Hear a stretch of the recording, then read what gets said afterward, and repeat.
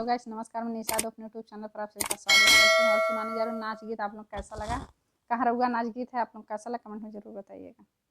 फरी गईन गोहुआ फुलाई गईन सरसों पिया गवा नवा मांगना, पिया गवा नवा मांगना, बाह पूरब पवनवा पिया गवा नवा मांगना, बाह पूर्व पवनवा पिया गवा नवा मांगना।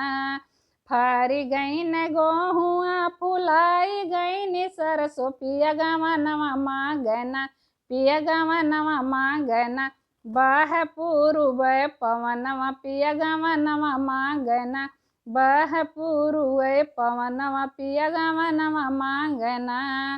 पहली पठवनी ससुर हमरा आईन, पहली पठवनी ससुर हमरा आईन, ओ नहु के संगवा हम नाही अइबना, ओ नहु के संगवा हम नाही अइबना, बाह पूर्व पवनवा पिया गवा नवा मांगना, बाह पूर्व पवनवा पिया गवा नवा मांगना।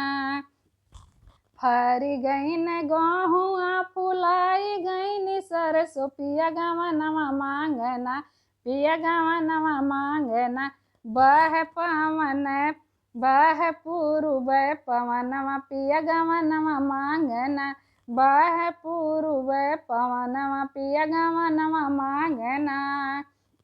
दूसरी पठवनी भसुरु हमरा आईन, दूसरी पठवनी भसुरु हमरा आईन, ओ नहु के संगवा हम नाही जइबना, बाह पूर्व पवनवा पिया गवा नवा मांगना, बाह पूर्व पवनवा पिया गवा नवा मांगना।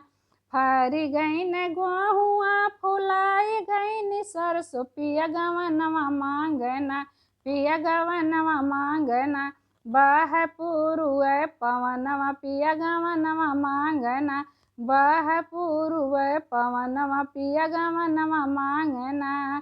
तीसरी पठवनी देवर हमरा आईन, तीसरी पठवनी देवर हमरा आईन, ओ नहु के संगवा हम नाही जइबना, ओ नहु के संगवा हम नाही जइबना, बाह पूर्व पवनवा पिया गवा नवा मांगना, बाह पूर्व पवनवा पिया गवा नवा मांगना।